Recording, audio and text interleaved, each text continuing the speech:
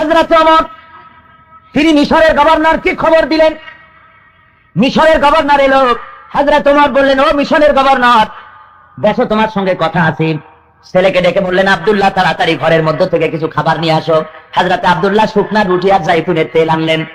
হযরত ওমর বিসমিল্লাহ বলে খাওয়া শুরু করে দিলেন। তেলে ভিজাইয়া শুকনা রুটি খাচ্ছেন আর জিজ্ঞেস করছেন, গভর্নর, তোমার মিশরের গোশতের দাম কত, আটার দাম কত, রুটির দাম কত, জিজ্ঞেস করতেছেন। বেশ আধা ঘন্টা মতো চলে গেছে। মিশরের গভর্নর বলছেন, আমিরুল মুমিনিন, আপনি কিন্তু অর্ধেক খাওয়া শেষ করছেন, আমি এখনো বিসমিল্লাহ বলিনি। কেন? কয় যে শুধুই আচারের তেল আসছে, কোনো গোশত নাই, খাবার নাই, কি দিয়ে খাবো? হযরত ওমর বলেন, তোমার মুখ থেকে এই কথাটা বের করার জন্য এই অসময় আমি এই রুটিটা খাইছি। আমি শুনতে পেরেছি, রিলায়েবল সোর্সে জানতে পেরেছি, তুমি নাকি প্রতিদিন গোশত দিয়ে ভালো করে পেট পুরে আহার করো রুটি। কয় যে হ্যাঁ হুজুর, আমি 3 বেলা গোশত রুটি খাই। হযরত ওমর বলছেন, তোমার মিশরের সমস্ত জনগণ এরকম খেতে পারে? কয় না, তা তো পারে না। হযরত ওমর বলেন, মিশরের গভর্নর, তোমার জনগণ সবাই যখন খেতে পারে না, একা মজা লুটতেছো, কিয়ামতের দিন তোমার এই জিহ্বা জাহান্নামের কেচি দিয়া কাটা হবে। ও গভর্নর শোনো, আমার মদিনায় দুর্ভিক্ষ দেখা দিয়েছে, আমার জনগণ সবাই খেতে পারে না গোশত রুটি, কেউ পারে কেউ পারে না। সেই জন্য আমি এই জৈতুনের তেল দিয়া আচার দিয়ে আমি রুটি খাই। আমি শপথ করেছি, যেদিন আমার মদিনার সবাই গোশত রুটি খাইতে পারবে সেদিনও আমি গোশত খাবো। সুবহানাল্লাহ। ইসলামের রাষ্ট্রপ্রধান, রাষ্ট্র প্রশাসক, শাসনকর্তা এইভাবে করে দেখাইছেন তাদের দায়িত্ব পালনের চরম পরাকাষ্ঠা। এই জন্য শ্রেণী সংগ্রাম সেখানে হয়নি। ভাইরা আমার, এইভাবে করে হযরত ওমর গভীর রাত্রে ঘুরতেছেন। ঘুরে ঘুরে দেখেন এক বাড়ির ভিতরে আলো জ্বলতেছে, কান্নার আওয়াজ আসে। হুজুর ভিতরে ঢুকলেন হযরত ওমর, যে বলেন, ওগো মহিলা, তুমি তো বড় বেশি জালেম, এত রাত হয়েছে এখনো কেন তুমি রান্না করনি? ছেলেপেলেরা কান্দে কেন? মেয়ে লোককে বলতেছেন, আমি হে পথিক, তোমারে আমি চিনি না, তুমি আমারে জালেম বলতে পারো না। 3 দিন পর্যন্ত আমি কিছু খাই নাই, আমার এই বাচ্চারা কিছু খায়নি, আজ তারা শুনতে চায় না, ঘুমাসে না, সেই জন্য হাড়ির ভিতরে পানি দিয়ে আর পাথর দিয়ে নাড়াচাড়া আমি করতেছি আর বলতেছি গোশত রান্না হতেছে, একটু পরে খাবি। কিন্তু কি ওর মধ্যে গোশত নাই? হযরত ওমর বলেন, আমার যেন পা থরথর করে কেঁপে উঠল। এরা মদিনার লোক ছিল না, এরা ছিল বাইরের থেকে এসেছিল, তাবু গেলে এখানে রয়েছে। তারা মদিনায় বেড়াতে এসেছে, এসেই দুরবস্থায় পড়েছে। হযরত ওমর চলে গেলেন বাইতুল মালের কাছে, গিয়ে সেখানে তিনি আসলামকে ডেকে বললেন, আসলাম রে, শিগগির করে একটা বস্তা আনো, আটা ঢুকাও, তরি তরকারি ঢুকাও, বস্তার মুখ বন্ধ করো। বস্তার মুখ বন্ধ করা হলো।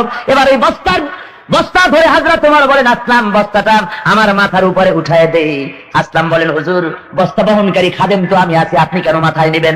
হযরত ওমর বলেন, না, এ বোঝা তোমার মাথায় দিব না, আমার বোঝা আমার মাথায় উঠায় দাও। যেহেতু আমি যে দৃশ্য দেখে এসেছি, আমার দেশের মধ্যে মানুষ না খায় রয়েছে, কিয়ামতের দিন আল্লাহর দরবারে আমার আসামি হওয়া লাগবে। আমার বোঝা আমার মাথায় উঠায় দাও। আর তার বোঝা মাথায় দিয়া আমিরুল মুমিনিন ছুটতেছেন, দৌড়াতেছেন। বইয়ের তাবু পর্যন্ত গিয়া তার বস্তা নামাইলেন, বের করে বলেন, মা, রুটি বানাও তাড়াতাড়ি করে। হযরত ওমর নিজে তরকারি করতে লাগলেন। রান্না হয়ে গেল। ছোট্ট ছোট্ট বাচ্চাগুলি আমিরুল মুমিনিন নিজের কোলের উপরে বসাইয়া রুটি ছিঁড়া তরকারি মাখাইয়া খাওয়াইতেছেন আর বলছেন, মা, তুমিও খাও। মহিলা দেখতে পাচ্ছি, হযরত ওমরের চোখ থেকে পানি পড়তেছি। মেয়ে লোকটি হযরত ওমরের দিকে তাকায় বলেন, ও আগন্তুক ব্যক্তি, আমি তো তোমাকে চিনি না, তোমার কোনো পরিচয় জানি না, তবে আমার মন বলে হযরত ওমরের মতো মানুষ খলিফা না হইয়া তোমার মতো মানুষ যদি খলিফা হতো, আমাদের ভাগ্য সুপ্রসন্ন হয়ে যেত। হযরত ওমর গভীর রাত্রে নিজের পরিচয় দিলেন না, বললেন, ও মা, তুমি খলিফার দরবারে কাল যাইও, সেখানে তুমি আমারে পাবে, তোমারে বেশি কিছু দেওয়ার ব্যবস্থা হয়ে যাবে। মহিলাটি পরের দিন চলে গেল। যায় দেখেন, খলিফার দরবারে যায় দেখেন, যিনি বসে আছেন তিনি তো হযরত ওমর। রাত্রিবেলায় উনি তো গিয়েছিলেন। বুড়ি এসে বলেন, আমিরুল মুমিনিন, আমি আর বুঝিনি, আপনার পরিচয় পাই নাই। রাত্রির বেলায় বস্তা মাথায় নিয়া তরকারি কুটি যে কষ্ট আপনি করেছেন, আমারে আল্লাহর রাস্তে মাফ করে দেন। হযরত ওমর বিনীত ভাবে বলে, ওগো মা, তুমি আমার কাছে উল্টা মাফ চাইও না, আমি খাত্তাবের পুত্র ওমর, তোমার কাছে মাফ চাই, আল্লাহর রাস্তে আমারে মাফ করে দিও। বিগত 3 দিন তোমার তাবুতে গিয়া খোঁজ দিয়ে তোমার খানা যে আমি দিয়ে আসতে পারি নাই, এই জন্য তুমি কিয়ামতের দিন আল্লাহর দরবারে আমারে আসামি বানাইও না। ও যুবক মুসলমান, কোন কালমাস, কোন লেনিন সারাতে জীবনে এমন একটা আদর্শ সেট করতে পেরেছে? তোমার শরীরের মাথা থেকে পা পর্যন্ত কি মুসলমানের রক্ত না? তুমি তো মুসলিম সন্তান। কিসের কালমাস, কিসের নবী? ওদের বুকে লাথি মেরে ফিরে আয় মুসলমান মদিনায়, আল্লাহ রাসূলের কাছে ফিরে আয়।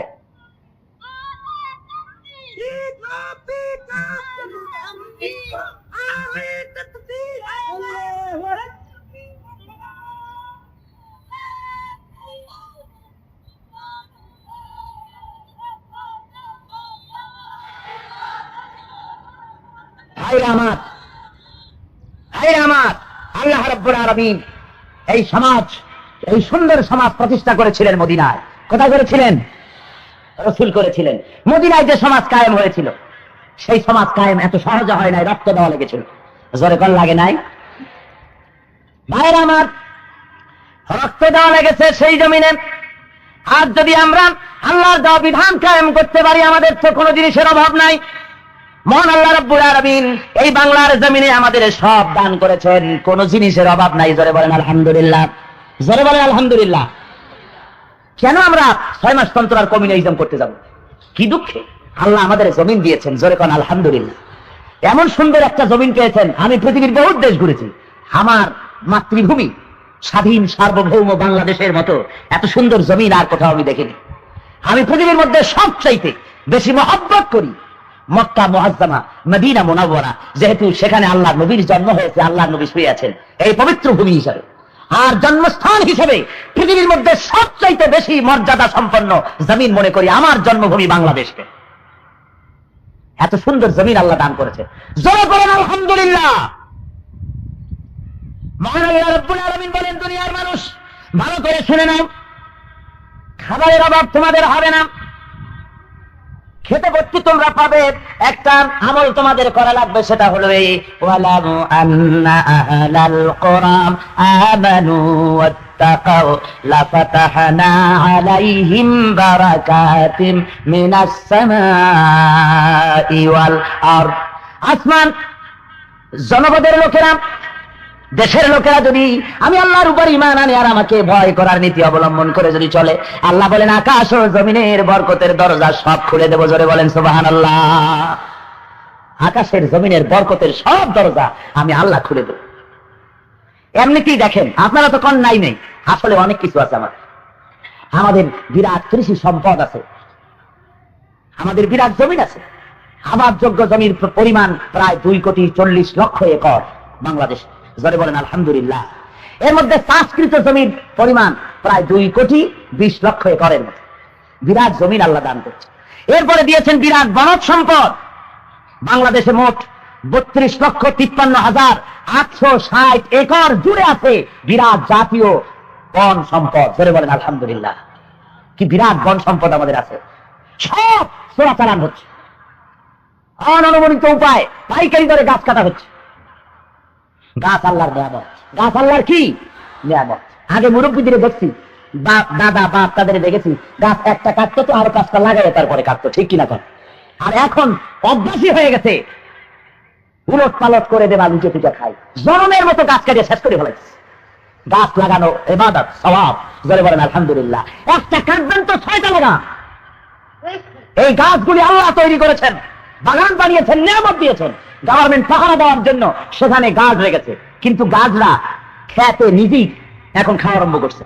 বেগুন ক্ষেত হেফাজতের জন্য বেড়া দেওয়া হয়েছে, এখন বেড়ায় নিজেই বেগুন খায়। যেসব গাছ রাখা হয়েছে পাইকারি দরে ঘুষ খাইতেছে, বলেন ঠিক কিনা? জনমের মতো ঘুষ খায়। বাংলাদেশে ঘুষ আছে নাকি? জনগণ আছে? না না, ঘুষ নাই, সব বকশিস হয়ে গেছে। বকশিস। আমরা সলমান ওই বাগানগুলি আল্লাহ রাব্বুল আলামিন নিজেও গার্ডের ব্যবস্থা করেছেন। আল্লাহ যদি গার্ডের ব্যবস্থা না করতেন তাহলে সমস্ত বাগান উজাড় হয়ে যাইতো। আল্লাহ গার্ড দিয়েছেন। আল্লাহর গার্ড আছে না? আছে কিনা? কি গার্ড? Royal Bengal tiger. দেখছেন আল্লাহর অফিসার, আল্লাহর forest officer royal Bengal tiger. ঘুষ খায় নাকি? জঙ্গলের অবৈধভাবে কাঠ কাটতে গেছেন, হরিণ শিকার করতে গেছেন, পড়ে গেছেন রয়্যাল বেঙ্গলের সামনে। যদি দায় এখন যে 10 লক্ষ টাকা দেওয়া হবে, বিদেশি ভদকা সেগুলি দেওয়া হবে, তারপরে আরো কিছু যদি চান দেওয়া হবে, শুনবে? জোরে বলেন শুনবে? শুনবে না। ঘুষ টুস ওখানে চলে না। চোখ যেভাবে তাকাবে আপনার দিকে, বাঘ দেখছেন কখনো? জীবিত বাঘ, খাসার মধ্যে বাঘ দেখা, ওগুলো তো বাঘ না, বিড়ালের মতো, না খাইয়া সর্বনাশ হয়ে গেছে। জীবিত বাঘ সুন্দরবনের ভেতরে, যদি একবার চোখের দিকে চোখ পড়ে, কলজার পানি শেষ হয়ে যাবে এক চোখে। বাঘে তো জীবিত মানুষ খায় না, মরা মানুষ খায়, মানে ওরা দেখলেই রু উড়ে যায়, এমনই ছবি আল্লাহ বানাইছে। এক থাপ্পড় মারবে তো আপনার মতো দর্শনের কল্লা উড়ে গিয়ে পড়বে আরেক জায়গায়।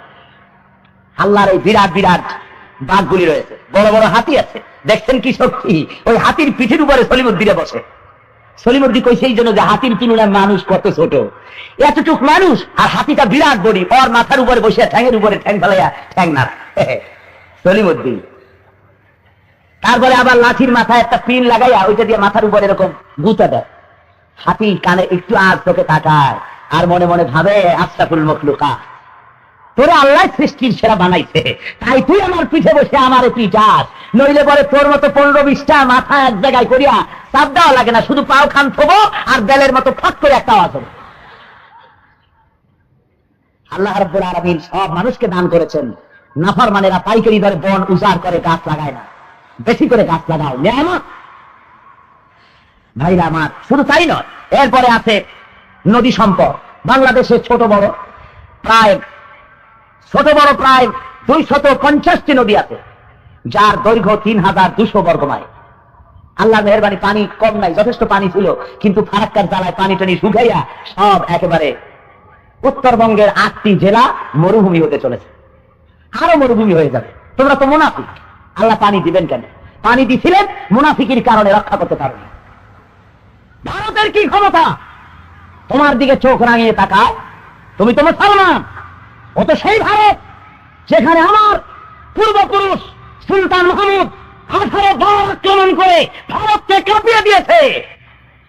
সেই মুসলমান না তোমরা? সেই মুসলমান যে তোমরা, সে কথা বলার সাহসও তোমাদের নাই, হারিয়ে ফেলেছ হিম্মত। যদি ইমান থাকতো, মুনাফিক না হতে, ওরা পানি বন্ধ করতে পারে? আমি তাই বলেছিলাম, ঢাকাতে কারবালার ময়দানে ফোরাতের কুলে ইয়াজিদ বাহিনী ইমাম হুসাইনকে একা পেয়েছিল, তাই সম্ভব ছিল পানি বন্ধ করে দেওয়া। কিন্তু আজকে ইমাম হুসাইনের গোষ্ঠী একটা, আজকে ইমাম হুসাইন একজন নয়, বরং আজকে কক্সবাজারের টেকনাফ থেকে শুরু করে ওদিকের দিনাজপুরের তেতুলিয়া পর্যন্ত 9.5 কোটি ইমাম হুসাইন যে দেশে বাস করে, কাফেররা পানি বন্ধ করতে পারে না যদি তোমরা মুমিন হতে। আজকে মুসলমানদের ঈমান বরবাদ হতে চলেছে, মুনাফিকি এসেছে, সেই জন্য এই দুরবস্থা হয়েছে। আল্লাহ রাব্বুল আলামিন পানি দান করেছিলেন, বিরাট পানি সম্পদ আমাদের রয়েছে। এরপরে রয়েছে মৎস্য সম্পদ, লক্ষ লক্ষ টন মাছ আল্লাহ আমাদের দান করতেছে। তারপরে রয়েছে গ্যাস সম্পদ, যার মানবো না, যারা বলেন মানা হবে, যে কোনো মূল্যে বাংলাদেশের জমিনের উপরে দিন আমরা প্রতিষ্ঠা করব। সরওয়ারে কায়নাত যা করেছেন আমাদের তা করতে হবে অবশ্যই। নারীদের উপরে যে বেইজ্জতি আজ হচ্ছে, এ বেইজ্জতি সম্পর্কে আল্লাহ রাব্বুল আলামিন বলেন, ইজ্জত তো আমি দিয়েছি। বন্ধুগণ, আপনাদের কষ্ট হচ্ছে না? আমি খুব তাড়াতাড়ি শেষ করব। ভাইয়েরা আমার, আল্লাহ রাব্বুল আলামিন কোরআন শরীফের মধ্যে বলতেছেন নারীদের ব্যাপারে, ওয়া মিন আয়াতিহি আন খালাকা লাকুম মিন আনফুসিকুম আজওয়াজান লিতাসকুনু ইলাইহা ওয়া জাআলা বাইনাকুম মাওয়াদ্দাতান ওয়া রাহমা। আল্লাহ রাব্বুল আলামিন বলেন, আমার নিদর্শনাবলীর ভিতরে এটাও একটি নিদর্শন যে আমি তোমাদেরকে স্বামী স্ত্রীর জোড়া জোড়া বানাইছি এবং একের প্রতি অপরের ভালোবাসা সৃষ্টি করেছি, মহব্বত দিয়ে দিয়েছি। নারীর প্রতি সদ্ব্যবহার করার জন্য কোরআন শরীফ বলেছে, নারীর উপরে অত্যাচার করতে পারবে না, ভালো ব্যবহার করবে। আল্লাহ বলেন, ওয়ালাহুন্না মিসলুল্লাযী আলাইহিন্না বিল মারুফ। সদ্ব্যবহার পাওয়ার ওই পরিমাণ অধিকার নারীদেরও আছে যতটুকুন সদ্ব্যবহার তুমি তোমার স্ত্রীর কাছে পাইতে আশা করো, সে তোমার সমান অধিকার। তার সাথে তুমি স্বামী হয়ে গেছে বলে লাট সাহেব হয়ে যাও না, তার সঙ্গে মহব্বত, ভালোবাসা এবং তার সমান অধিকার তোমাকে আদায় করতে হবে। স্ত্রীদের সঙ্গে সদ্ব্যবহারের জন্য আল্লাহ রাব্বুল আলামিন কোরআন শরীফে বলেন, হুন্না লিবাসুন লাকুম ওয়া আনতুম লিবাসুন লাহুন্না। মহান আল্লাহ রাব্বুল আলামিন বলেন, তোমাদের জন্য তোমাদের স্ত্রীরা তোমাদের পোশাক স্বরূপ, তোমরা পরস্পরের পরিচ্ছদ স্বরূপ। স্ত্রীর মানে কাপড়ের বস্ত্রের সঙ্গে পোশাকের সঙ্গে শরীরের যে সম্পর্ক অঙ্গাঙ্গি ভাবে একের সাথে অপর, অমনি ভাবে নারী এবং পুরুষ একের সাথে অপরের স্বামী স্ত্রীর মিল মহব্বত থাকবে। নারীকে এটা জানতে হবে মশলা। তালাক হবে 3 মাসে, 3 প্রহরে এক তালাক হবে। যদি তাকে কন্ট্রোল করার জন্য প্রথমে অবাধ্য স্ত্রী 1 তালাক দাও, বিছানা আলাদা করে দাও, তারপরে দেখো 1 মাসের মধ্যে যদি ফিরে আসে তাহলে তাকে রুজু করে দাও। যদি 1 মাসে না হলে 2য় তালাক দাও। 2 মাস বসে যদি তার মন মগজ ভালো হয়, যদি ফিরে আসে ভালো কথা, এরপরেও যদি ফিরে এলো না 3 মাসে, তারপরে 3 তালাক করে দাও। কি সুন্দর বিধান, ধরে বলেন সুবহানাল্লাহ। একসঙ্গে 3 তালাক দেওয়া ঠিক নয়, বিধান। আর লোকেরা 3 তালাক একসাথে দেওয়ার দূরের কথা, কিছু গোয়ার গোবিন্দ স্বামী আছে তালাক দিতে যায় কয় যে তোরে দিলাম, তোর মায়েরে দিলাম, 1 তালাক 2 তালাক 3 তালাক, একেবারে চট্টগ্রাম থেকে মক্কা শরীফ পর্যন্ত তালাক দিলাম। জোরে কর নাউজুবিল্লাহ, জোরে কর নাউজুবিল্লাহ। হারাম শরীয়তের কোন বিধান নিয়ে ভাবে তামাশা করা। আমি 22 তারিখের ইত্তেফাক পত্রিকা দেখলাম, সেখানে নতুন খোরপোশের আইন তৈরি হতেছে বলে একটা খবর এসেছে।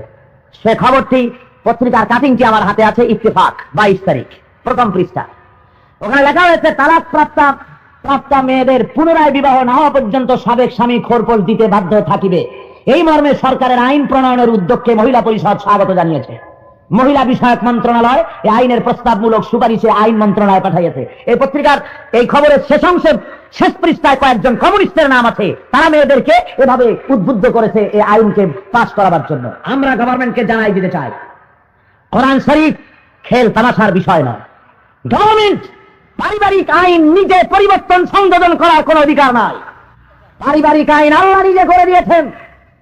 স্বামী যদি স্ত্রীকে তালাকি দিল, স্বামীর সাথে স্ত্রীর সঙ্গে স্বামী স্ত্রী আর সম্পর্কই রইল না। 3 প্রহরের অর্থাৎ 3 মাস 10 দিনের খোরপোশ পাবে স্ত্রী, অথবা গর্ভবতী যদি হয় তাহলে প্রসব না হওয়া পর্যন্ত স্বামীর কাছ থেকে, প্রাক্তন স্বামীর কাছ থেকে সে খোরপোশ পাবে। এর চাইতে এক দানা, একটা সুতা সে পেতে পারে না। জেনারেল সাহেব মেহেরবানি করে ইসলামের পারিবারিক আইনের উপরে হস্তক্ষেপ করবেন না, এটাকে বন্ধ করে দিন। আইয়ুব খানের মতো লৌহ মানব টিকতে পারে নাই পারিবারিক আইনের উপরে হস্তক্ষেপ করার ফলে আল্লাহ রাব্বুল আলামিন গজব দিয়ে বিদায় করে দিয়েছেন। সুতরাং ইসলামী আইনের ব্যাপারে কোন কমিউনিস্টের প্রস্তাব মুসলমান মানতে পারে না। যারা বলেন পারে, আমি মা বোনদের বলবো, ইসলাম আপনাকে সবচেয়ে বড় অধিকার দিয়েছে। স্বামীকে আপনি তালাকও দিতে পারেন যদি প্রয়োজন হয়। অকর্মণ্য, নপুংসক, অত্যাচারী স্বামী যদি হয়, প্রয়োজন বোধে কোর্টের মাধ্যমে তালাক দেওয়ার অধিকার আপনাকে দেওয়া হয়েছে। নারীকে পড়াশোনার ব্যবস্থা করা হয়েছে, মহারানা দেওয়ার ব্যবস্থা করা হয়েছে। মহারানার টাকা দিয়েছে, যদি কোটি টাকারও মালিক হয়ে যায়, কোটি টাকার মালিক হয়েছে স্ত্রী, তাহলে সেই মহারানার টাকা দিয়ে, কোটি টাকা দিয়ে 1 টাকাও স্বামী নিতে পারবে না। ও টাকা সব তার। আর তারপরে স্বামীর ফরজ দায়িত্ব স্ত্রীকে খাইতে দেওয়া, পড়তে দেওয়া। যারা বলে সুবহানাল্লাহ। এখন কেউ কেউ বলে নারীকে তো ইসলাম ঠকাইছে, কমিউনিস্ট লিডাররা বলে, কমিউনালিজমের লোকেরা বলে নারীকে ঠকাইছে ইসলাম। কেমনে? কয় যে 2টা মেয়েতে যা পায় তা পায় 1টা ছেলেতে, এখানে ঠকাইছে। চোখটা একটু বড় করিয়া কোরআন শরীফ ভালো করে পড়ো, তাহলে ভুল ভেঙে যাবে। নারীকে ইসলাম ঠকায় নাই, বরং বেশি দিয়েছে। ছেলে তো পেলে শুধু পিতার কাছ থেকে, এই জায়গায় তুমি বড় করে দেখলে, কিন্তু মেয়ে কয় জায়গা থেকে পায় তা দেখছো? মেয়ে শুধু পিতার কাছ থেকে পায় না, মেয়ে পিতার কাছে পায়, স্বামীর কাছে পায়, ভাইয়ের কাছে পায়, মায়ের কাছে পায়, ছেলের কাছে পায়। 5 জায়গা দিয়া পায় মেয়ে, আর ছেলে শুধু পায় 1 জায়গা দিয়া। আর তোমরা বলো নারীকে ইসলাম ঠকাইছে, তাহলে জিতাইলো কি তোমার কালমাস বাবাজি? কে জিতাই দিল? কে জিতিয়েছে? ইসলাম জিতিয়েছে নারীকে। যারা বলেন সুবহানাল্লাহ। মুসলমান শুধু তাই নয়, খরচের বেলা নারী তা পায়ে 5 জায়গা দিয়া খায় স্বামীরটা। এরপরে মেহমান যদি আসে শ্বশুর বাড়ির, খরচ কার? স্বামী। নিজের বাড়ির মেহমান আসছে, খরচ কার? বন্ধু বান্ধব আসছে, খরচ কার? মেয়ে লোক যদি কোটিপতি হয়, সে খরচ করে না যে তোমার মেহমান আসছে, তাতে কি আমার কাজ কলা নাকি, তুমি খাওয়া। মেয়ে লোকের খরচ কি? তার পায়ে বেশি খরচ। খরচ বেশি কিছু না, লেটেস্ট মডেলের একটা শাড়ি অথবা বিদেশি একটা লিপস্টিক, এই পর্যন্ত, আর খরচ নাই। তো ইসলাম নারীকে জিতাইলো না ঠকাইলো? ভাইরা আমার, শুধু তাই নয়, নারীকে আল্লাহ রাব্বুল আলামিনের হাবিব বলেছেন। এক সাহাবী এসে রাসূলকে বলতেছেন, ইয়া রাসূলুল্লাহ, আপনি জিহাদের কথা বলেছেন, আপনি বলতেছেন আল জান্নাতু তাহাতা জিলালিস সায়ুফ, জান্নাত হলো তরবারির ছায়াতলে। লোকেরা জিহাদের দিকে যেতেছে, মেহেরবানি করে আমাকে তরবারি দেন, আমিও জিহাদের ময়দানে যাব। হুজুর বলেন, ও যুবক, তোমারে দেখলে মনে হয় তোমার বাড়িতে বুড়ি মা আছে বলে মনে হয়। যুবক বলে, হ্যাঁ হুজুর, আমার বাড়িতে বুড়ি মা আছে। হযরত রাসূল বলেন, ও যুবক, জিহাদের ময়দানে যাওয়া লাগবে না, বাড়ি গিয়া বুড়ি মায়ের খেদমত আদায় করো। যুবক কেঁদে ফেলল। যুবক কেঁদে বলেন, ইয়া রাসূলুল্লাহ, আমি চেয়েছিলাম জিহাদের ময়দানে গিয়া তরবারির তলে মাথা দিয়া শহীদ হয়ে যায়, আর আপনি আমার বাড়ি পাঠায় দিতেছেন। হুজুর বলেন, যুবক শুনে নাও, জিহাদের ময়দানে তরবারি দিয়া কল্লা কাটাইয়া বেহেশতে যেতে হয়, আর মায়ের খেদমত করে কল্লা সাথে থাকা অবস্থায় আল্লাহর জান্নাতের সুযোগ আছে। সুবহানাল্লাহ। ইসলাম নারীর মর্যাদা বাড়ালো না তো কে বাড়িয়েছে? মায়ের চাইতে মাসির দরদ বেশি। নারী নির্যাতন কারা করে? কারা নারীর সম্মান লঙ্ঘন করলো? ইসলাম করেনি, করেছে তারা যারা নারী রিসিপশনিস্ট পত্রিকায় দেয়, মহিলা রিসিপশনিস্ট চাই। 18 বছর 20 বছর বয়স হতে হবে, স্বাস্থ্য ভালো হতে হবে, অবিবাহিত হতে হবে। লম্পট। পুরুষের অফিসে মহিলা রিসিপশনিস্টের কিসের প্রয়োজন? যারা বলেন কোন প্রয়োজন আছে? দেশের নেতারা, রাষ্ট্রীয় নেতারা রাস্তা দিয়ে যান, মেয়ে লোকগুলি রাস্তায় দাঁড়িয়ে ফুল ছিটাবার কিসের প্রয়োজন? জিজ্ঞেস করি। হারাম। পরনারীর সাথে হাত মিলানো হারাম, জেনার গুনাহ হবে। আপনারা নারীদের বক্তৃতা শুনতে যান, হারাম। কোরআন শরীফ বলেছে, কুল্লিল মুমিনিনা ইয়াগুদ্দু মিন আবসারিহিম। আমার বাপের কথা শোনাতে আসি নাই, আল্লাহর কথা শোনাতে এসেছি। আল্লাহ বলছেন, নবী বলে দেন, মুমিনরা যেন পরনারী থেকে চক্ষুকে নিম্নগামী করে। আর স্ত্রীদের বলা হয়েছে, কুল্লিল মুমিনাত ইয়াগদুদনা মিন আবসারিহিন্না। ও মুমিন মহিলারা, তোমরাও নিজেদের চোখকে পরনারী থেকে নিম্নগামী করে রাখো। হ্যাঁ, পরপুরুষ থেকে নিম্নগামী করো। সুতরাং আজকে এটা হচ্ছে না, যার জন্য জেনা ব্যভিচার পাইকারি দরে বাড়তেছে। ইসলাম বলেছে পর্দায় থাকার জন্য, আর নারী পর্দা থেকে বেরিয়ে এসছে। কাজে নারী নির্যাতন কারা করতেছে? ইসলাম করতেছে না।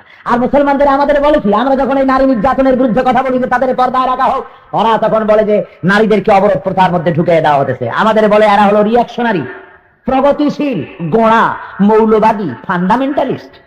আমার কোন কোন রাষ্ট্রীয় নেতা তারা আবার বলেন, আমি ধর্মভীরু, আমি মৌলবাদী নই।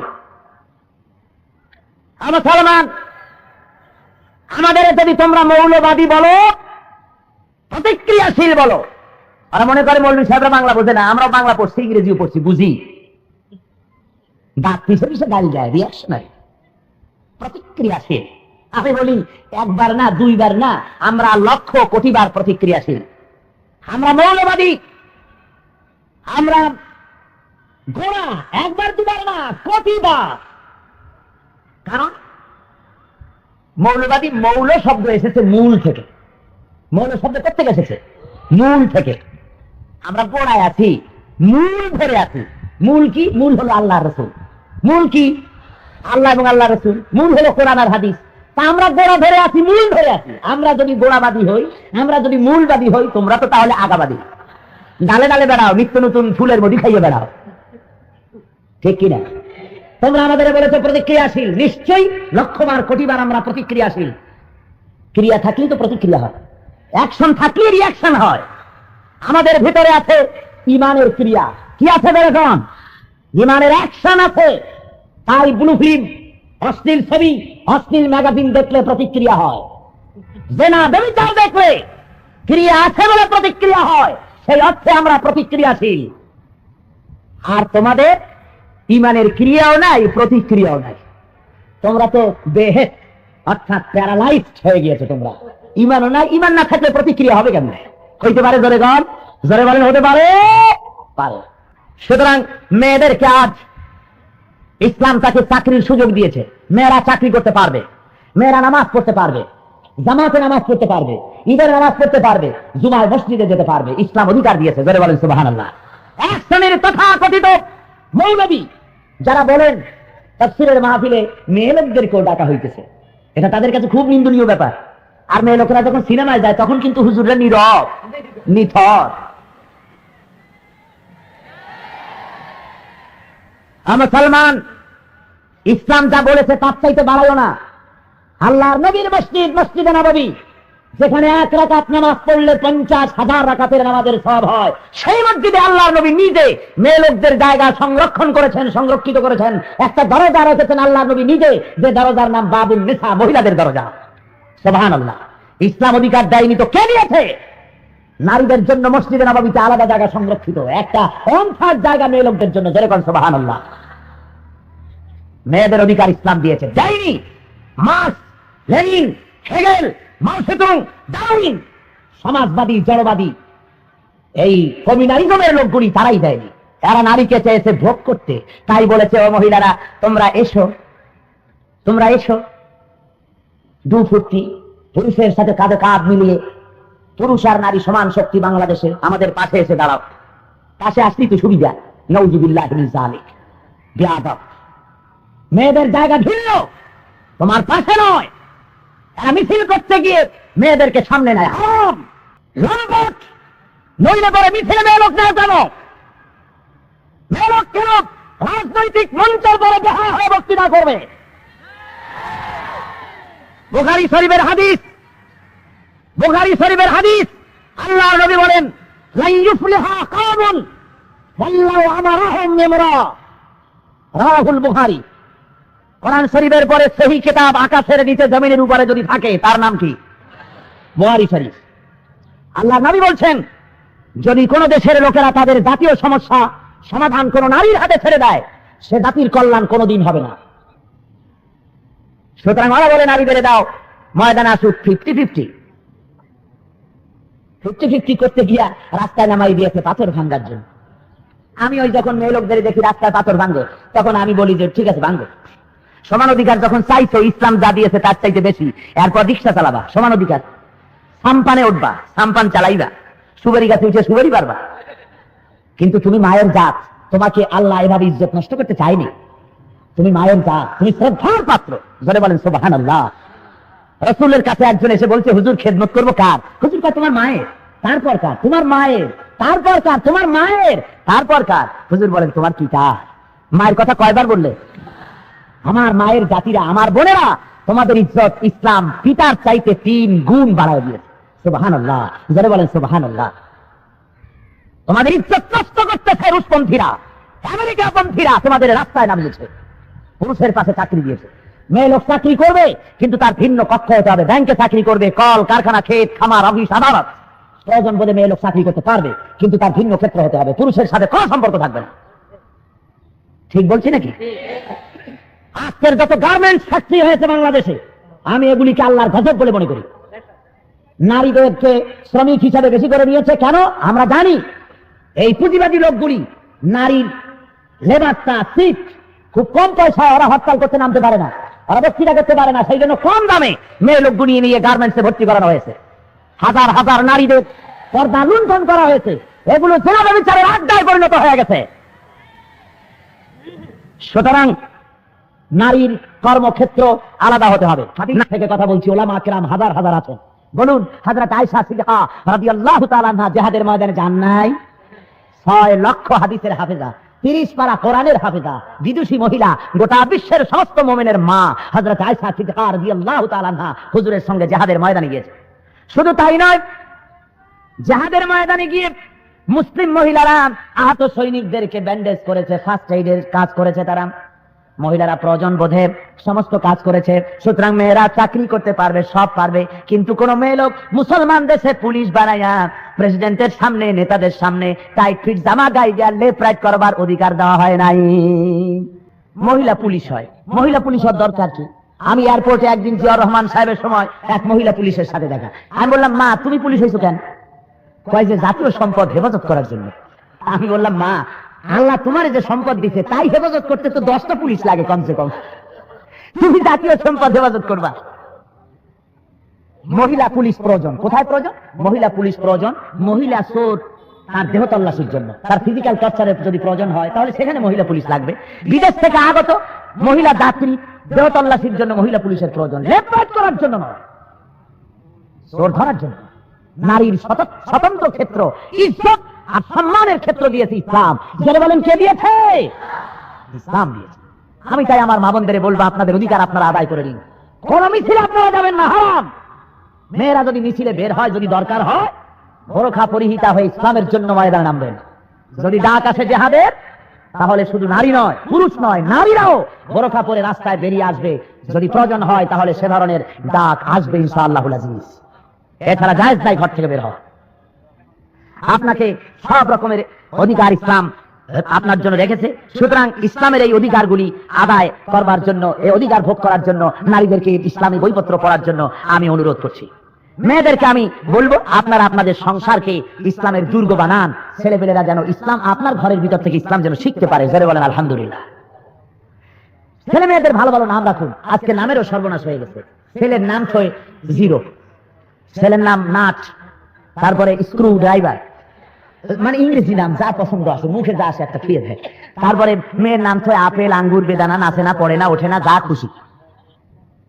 ইসলামী নাম রাখুন, ভালো হবে, ভালো হবে। আমার আল্লাহর দেওয়া বিধানকে জমিনে কায়েম করার জন্য মুসলমানদের কাছে সংগ্রামে আসতে হবে। আল্লাহর নবী জিহাদের ময়দানে এসেছিলেন, রক্ত দিয়েছিলেন।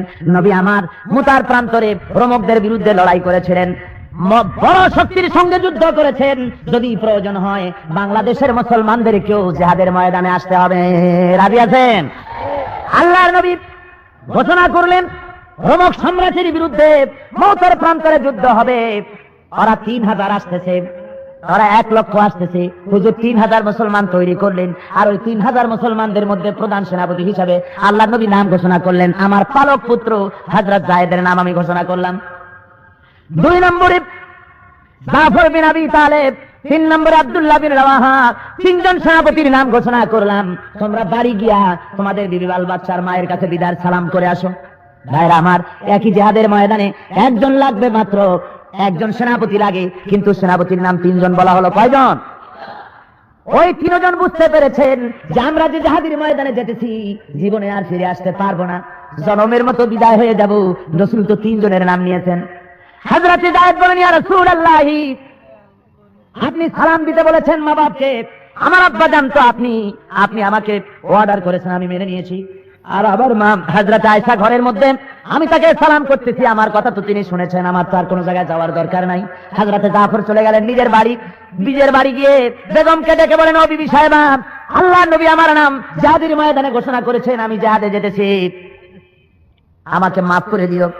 একসঙ্গে ঘর গৃহবাস করেছি, তোমার কোন হক যদি নষ্ট করে থাকি আল্লাহর রাস্তে আমারে মাফ করে দিও।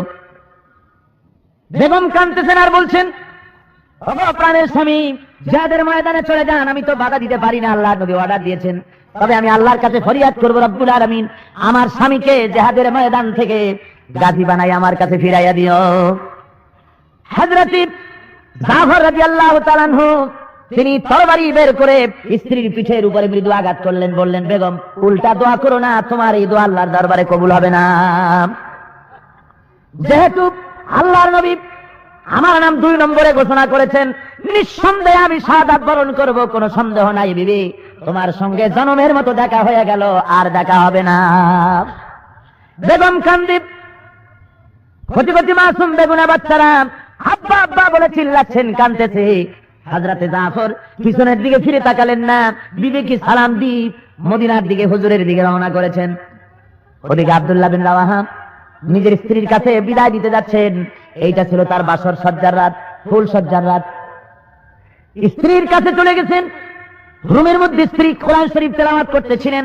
হযরত আব্দুল্লাহ বিন রাওয়াহা রুমের বাইরে থেকে ডেকে বলেন, বেগম সাহেবা, আমি তোমার স্বামী আব্দুল্লাহ বিন রাওয়াহা, আল্লাহর নবী আমাকে জিহাদের জন্য যেতে বলেছেন, আমি জিহাদের ময়দানে চললাম, আমি তোমার কাছে বিদায় সালাম দিতেছি, আমি তোমার কোনো হক আদায় করতে পারি নাই, আল্লাহর রাস্তে তুমি আমারে মাফ করে দিও। বেগম ডাক দিয়া বলে, ওগো প্রাণীর স্বামী, প্রাণ ভরে একটা নজর আপনাকে দেখতে পারলাম না, আপনিও আমাকে একবারও দেখতে পারেন নাই, মেহেরবানি করে রুমের ভিতরে আছেন, জনমের মতো আপনার চেহারাটা একবার দেখে নেই। নবী আমার আপনার নাম জিহাদের ময়দানে ঘোষণা করেছেন, আমি তো ফিরায় রাখতে পারবো না।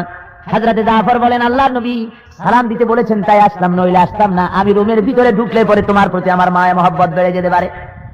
বেগম বলেন, ও স্বামী, আল্লাহর কসম, রুমের মধ্যে আসলে পরে আমি প্রেম নিবেদন করব না, শুধু চেহারাটা একবার দেখে রাখতে চাই।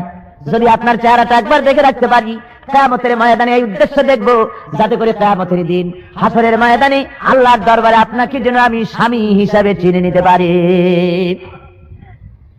হযরত আব্দুল্লাহ তিনি বলেন, ও বেগম, তার জন্য আমাকে দেখার দরকার নাই, তুমি যদি ধৈর্য ধারণ করো আর আমাকে যদি মাফ করে দাও, কিয়ামতের দিন যার জন্য জীবন দিতে গেলাম ওই আল্লাহ রাব্বুল আলামিন হাসরের ময়দানে তোমাকে আমাকে স্বামী স্ত্রী হিসাবে আল্লাহ পরিচয় করাইয়া দিবেন।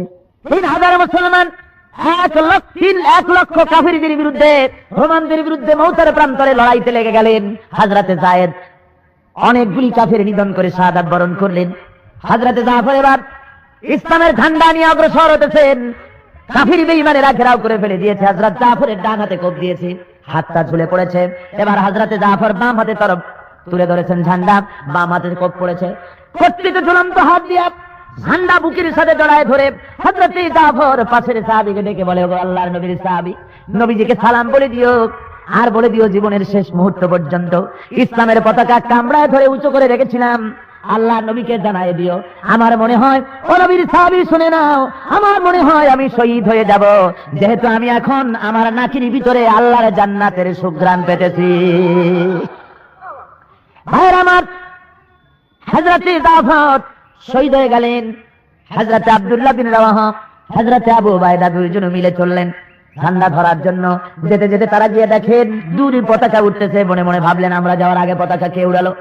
কাছে গিয়ে দেখেন হযরতে জাফরের হাত পাও কাটা অবস্থায় ছিন্ন ভিন্ন হয়ে পড়ে আছে, দেহ একদিকে পা একদিকে, আর শূন্য মাথাটা খালি মাথা এক কোণায় পড়ে থেকে ইসলামের পতাকা কামড়ায় ধরে উঁচু করে রেখে দিয়েছেন। হযরতে আবু উবাইদা বলেন, হযরত জাফরের হাত পাও মাথা মস্তক সব এক জায়গায় করে দাফন করে দিলাম। রাতের বেলায় ঘুমায়া স্বপ্নে দেখি হযরতে জাফর আল্লাহর জান্নাতের ভিতরে উড়ে বেড়াতেছে। আমি জাফরকে জিজ্ঞেস করলাম, জাফর, আল্লাহ তোমার সঙ্গে কি ব্যবহার করেছেন? জাফর আমাকে বলেছেন, ওগো আবু উবাইদা, রব্বুল আলামিন জান্নাতের নাজ নিয়ামত আমারে দিয়া জিজ্ঞেস করেছেন, জাফর আর কি চাও? আমি বলেছি, আল্লাহ কিচ্ছু চাই না, জমিনে আর একবার পাঠাও। এইবার যদি জমিনে যেতে পারি, কাফেরদের বিরুদ্ধে লড়াই করি তোমার দিন কায়েম করবার জন্য, আমার জীবনটা তোমার জন্য আর একবার দিয়ে আসবো।